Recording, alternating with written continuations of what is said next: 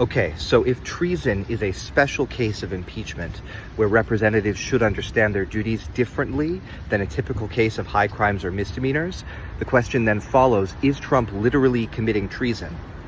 Treason, as defined in the Constitution, involves levying war against the United States or providing aid and comfort to its enemies.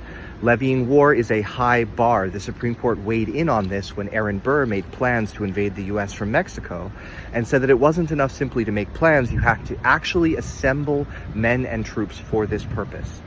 Has Trump done this? Yes. In his own words, he gathered all of his generals to Quantico for a special speech, and on September 30th, he described what he was doing in cities like Portland, Los Angeles, and Chicago as a war. That's a war too, he said. Listen to this clip. What they've done to San Francisco, Chicago, New York, Los Angeles, they're very unsafe places, and we're going to straighten them out one by one. And this is going to be a major part for some of the people in this room. That's a war too. It's a war from within.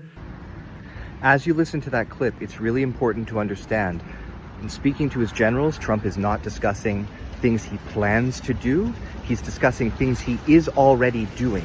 He is already in those cities, and he is telling the generals of the United States that they will play a part in that war also. It's not campaign rhetoric to talk of a war on democratic-controlled cities when you are speaking to an audience of the very people who are charged with prosecuting wars on behalf of your government, any more than it would be rhetoric to talk about striking a nerve in an operating room full of surgeons. Assemblage of men and troops. He's done that. He's arguing in court that he's authorized to do it under various federal statutes, but he's telling his generals this is war. And if you look at what's happening, it may look familiar.